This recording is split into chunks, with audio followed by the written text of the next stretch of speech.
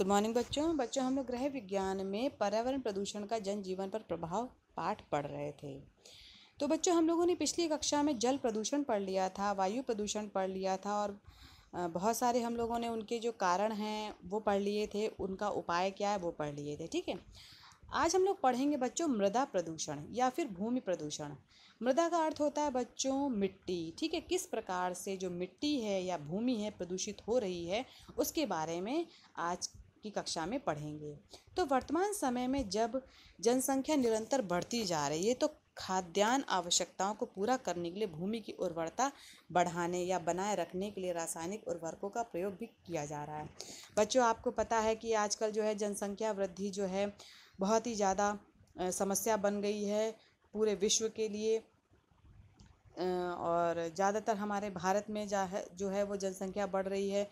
तो ऐसी बढ़ती हुई जनसंख्या को बच्चों उनकी जो खाद्यान्न है उसकी आवश्यकताओं को पूरा करने के लिए बच्चों ज़्यादा अनाज की ज़रूरत पड़ती है। तो ज़्यादा अनाज उगाने के लिए बच्चों भूमि को क्या कहते हैं उर्वरकों की आवश्यकता पड़ती है, यानी कि जो कृषि है उसमें आप लोग ज़्यादा उर्वरक का इस्तेमाल करेंगे। ठीक है, तो इससे क्या होगा कि बच्चों जो भूमि है उसमें जो केमिकल है यानी कि जो रसायन पदार्थ है वो ज़्यादा आ जाएगा। ठीक, तो फसलों की कीटों से सुरक्षा के लिए भी बच्चों क्या किया जाता है कि कीटनाशकों का प्रयोग किया जाता है, अपृतृणनाशी का प्रयोग किया जाता है। ये सारे जो प्रयोग हैं बच्चों जब आप प्रयोग में लेते हैं तो सब मिट्टी में रह जाते हैं। ठीक है, अतः इस कारण जो मृदा प्रदूषण होता है। ठीक है, लेकिन इससे क्या होता है कि जब ये केमिकल जो है या रसायन जो है आपके मृदा में आ जाएगा तो ये मृदा प्रदूषण का कारण बन जाता है। प्रदूषित जल एवं वायु भी मृदा को प्रदूषित करती है, यानी कि अगर आप प्रदूषित जल का प्रयोग करेंगे तो भी मृदा का प्रदूषण होगा और वायु भी है वो भी मृदा को प्रदूषित करने में सहायक होती है। तो बच्चों वायु में उपस्थित जो सल्फर डाइऑक्साइड है वो वर्षा के जल के साथ मिलकर सल्फ्यूरिक अम्ल बना लेती है।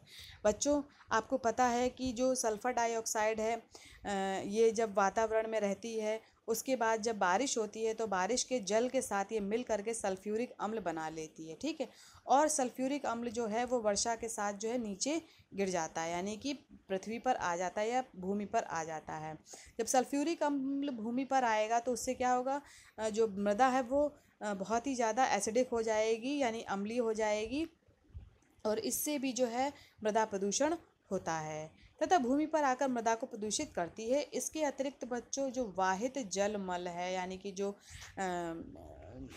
जल है, गंदा पानी है, घरेलू अपमार्जक हैं, उद्योगों के अपशिष्ट पदार्थ हैं बच्चों, रेडियोधर्मी पदार्थ हैं आदि से भी बच्चों मृदा प्रदूषण होता है, यानी कि इन सभी से मिट्टी का प्रदूषण हो रहा है। अब देखते हैं बच्चों कि मृदा प्रदूषण के स्रोत क्या हैं और तथा उनका उपप्रभाव क्या है। तो मृदा प्रदूषण के स्रोत तथा उनके प्रभाव बच्चों निम्नलिखित हैं। पहला है खनन उद्योग। तो खनन उद्योग से निकले तत्व जैसे कि कैडमियम है, सीसा है, जस्ता है, तांबा, निकल, आर्सेनिक इत्यादि के मिश्रण जो हैं मृदा को प्रदूषित करते हैं। यानी कि जब आप खनन का प्रयोग करेंगे तो उससे बहुत सारे जो केमिकल निकलते हैं और बहुत सारे तत्व भी निकलते हैं, उसके साथ साथ उनके जो मिश्रण हैं वो भी निकलते हैं। तो इससे क्या हो जाता है बच्चों, मृदा जो है प्रदूषित हो जाती है। हानिकारक तत्व जो हैं बच्चों वो पौधों के माध्यम से खाद्य पदार्थों के रूप में मानव के शरीरों में या पशुओं के शरीरों में पहुंचकर अनेक हानिकारक रोग उत्पन्न करते हैं। बच्चों जब ये जो मिश्रण है ये जब मिट्टी से पौधे जो है ग्रहण कर लेते हैं, उसके बाद जब हम लोग या जीव जंतु जो है पौधों को खाते हैं या पेड़ पौधों को ग्रहण करते हैं तब उससे हमारे शरीर में ये केमिकल पहुंच जाता है और उससे क्या होता है हमारे शरीर में विभिन्न प्रकार के रोग उत्पन्न हो जाते हैं। अब देखते हैं बच्चों रासायनिक खाद, यानी कृषि में प्रयोग किए जाने वाले रासायनिक खाद जो हैं जैसे कीटनाशक है, कवकनाशक है, मृदा को प्रदूषित करती है। यानी कि जो कीटनाशकों का आपने प्रयोग किया है या रासायनिक खाद का प्रयोग किया या कवकनाशक का प्रयोग किया तो इससे क्या होता है बच्चों, मृदा भी प्रदूषित होने लगती है। इन रसायनों से मृदा में लंबे समय तक विद्यमान रहने से भूमि के संस्तर में उपस्थित जीव नष्ट हो जाते हैं। और जब ये केमिकल जो हैं बहुत ज़्यादा दिनों तक अगर ये भूमि पर रहेंगे तो क्या होगा, भूमि पर जो जीव जंतु हैं छोटे छोटे वो अपने आप मर जाएंगे और उनका मृत्यु हो जाती है, जिससे मिट्टी में नाइट्रोजन के स्थिरीकरण पर प्रतिकूल प्रभाव पड़ता है। और बहुत सारे जो बैक्टीरिया होते हैं जो कि नाइट्रोजन का स्थिरीकरण करते हैं वे भी नष्ट हो जाते हैं। तो जब ये नष्ट हो जाएंगे तो भूमि का नाइट्रोजीकरण नहीं हो पाएगा। ठीक है। नेक्स्ट आता है बच्चों फ्लाई ऐश। लोह इस्पात, प्लास्टिक तथा रबड़ उद्योग संयंत्रों की भट्टियों से निकलने वाले जो काले भूरे तथा अधजले पदार्थ जो हैं, जिन्हें फ्लाई ऐश कहा जाता है, मृदा को अत्यधिक प्रदूषित करते हैं। जब फ्लाई ऐश ऊपर जाता है उसके बाद धीरे से जब ये नीचे बैठ जाता है भूमि पर, तब ये मृदा को प्रदूषित करते हैं। अब देखते हैं बच्चों ठोस अपशिष्ट, घरों से निकलने वाले ठोस अपशिष्ट, यानी कि जो घरों से जो ठोस अपशिष्ट पदार्थ निकलते हैं, जैसे कि सब्जियों के शेष भाग हैं, उपयुक्त किए गए कोयले की राख है, ठीक है, डिब्बे हैं, कागज़ के टुकड़े हैं, पैकिंग का व्यर्थ सामान है, धातु, कांच, प्लास्टिक, चीनी मिट्टी के बर्तन हैं, एल्यूमिनियम के टुकड़े हैं इत्यादि टुकड़े में परिवर्तित होकर मिट्टी को प्रदूषित करते हैं बच्चों। तो कूड़े के इन स्थानों पर अनेक रोग वाहक जीव होते हैं, जैसे कि मच्छर है, मक्खी है इत्यादि पनपने लगते हैं। ये रोग वाहक मनुष्यों एवं पशुओं में रोग फैलाते हैं, यानी कि ये जो गंदा जो शेष भाग है आपके घरों का, ये सभी जो हैं रोग फैलाते हैं मनुष्यों में और तथा पशुओं में। नेक्स्ट आता है बच्चों रेडियोधर्मी पदार्थ। तो जो नाभिकीय रिएक्टर होते हैं, जहाँ पर नाभिकीय परीक्षण का जो वस्तुएं हैं इस्तेमाल की जाती है, तथा परमाणु बम विस्फोटों से उत्सर्जित होने वाली जो रेडियोधर्मी पदार्थ हैं वो भी बच्चों मृदा को प्रदूषित करते हैं।